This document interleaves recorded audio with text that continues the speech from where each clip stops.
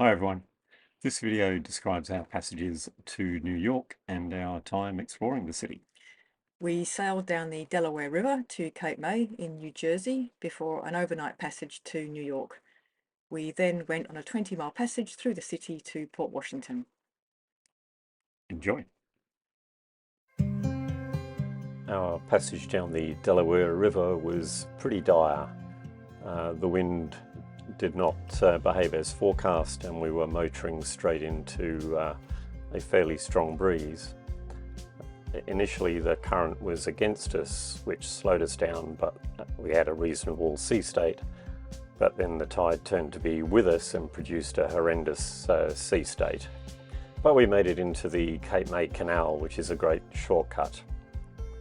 The bridges there are supposed to have a 55-foot minimum clearance, but the boards showed that it was actually 52, and we draw about 50 feet. It was a bit close.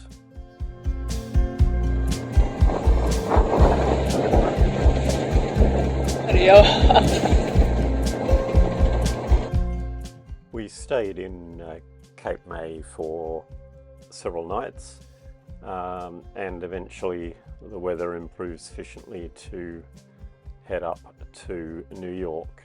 Unfortunately, it was very foggy. It was next to no wind, but we just decided to push through to get up to New York.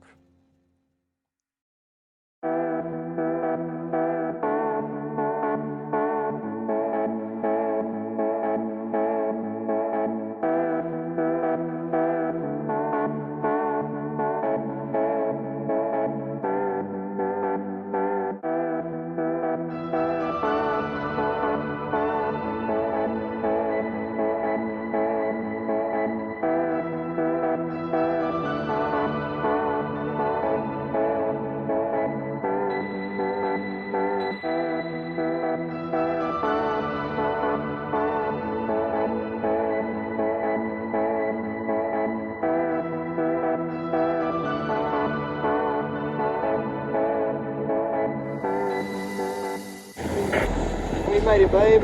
We did. New York, New York. Da, da, da.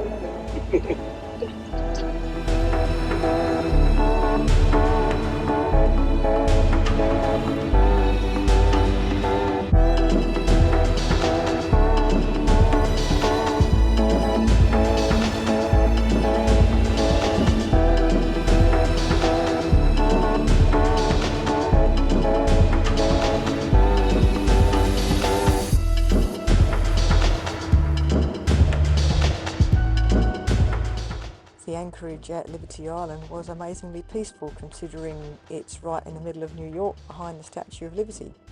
But we spent a very peaceful day there before moving on the following day to our next anchorage 20 miles away at Port Washington. And on this trip we were going to see some pretty amazing landmarks of New York, as you'll see shortly.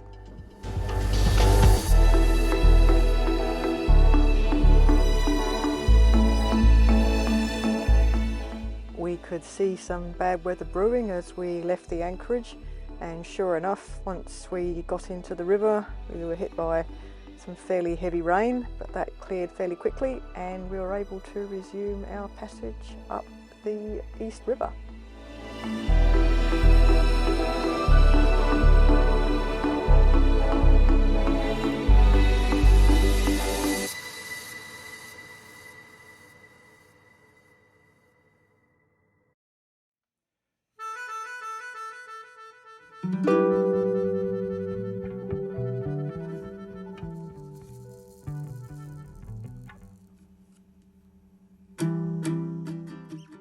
We saw some pretty cool architecture on our trip through New York, buildings old and new.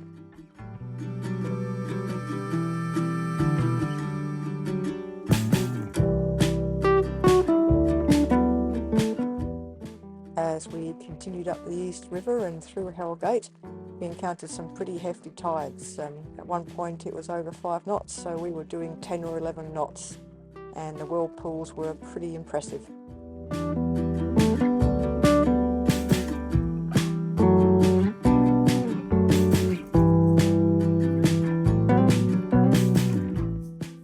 journey through New York wasn't quite as hectic as I feared, and as we headed out of the city and out into open water, we were getting closer to our destination in Port Washington.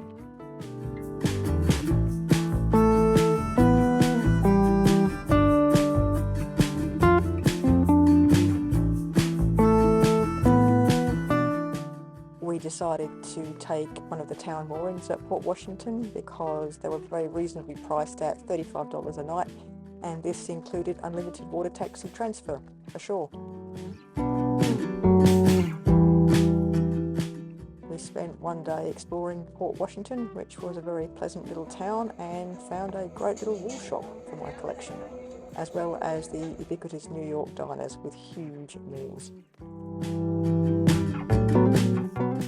On one day we took the Long Island Railroad train to New York City, and this train goes to either Grand Central Station or Penn Street, and we decided to go straight to Grand Central Station.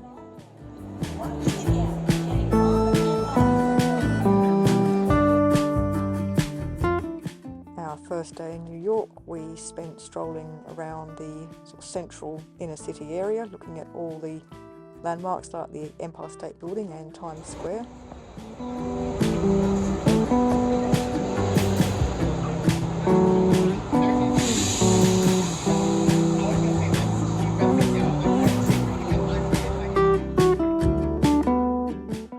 After a colossal diner lunch at Times Square, we then went on to One Vanderbilt, which is one of the newest skyscrapers in New York City, which has some spectacular views of the city and some pretty mind-bending experiences and displays.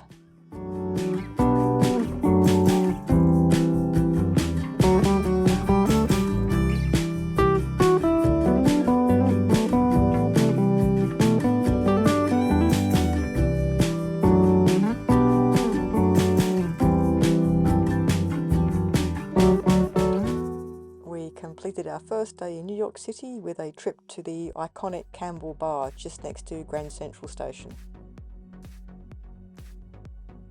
So this is day 2 of our New York City trip, and this time we took the subway down to Lower Manhattan to visit the historic maritime area of Seaport.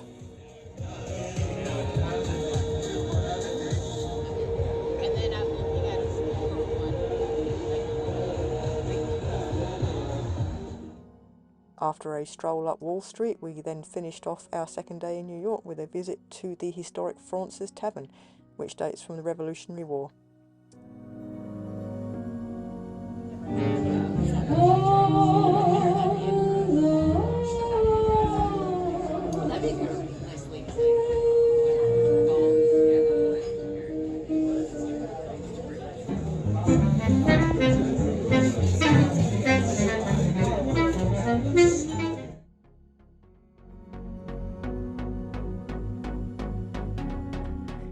We hope you enjoyed the video.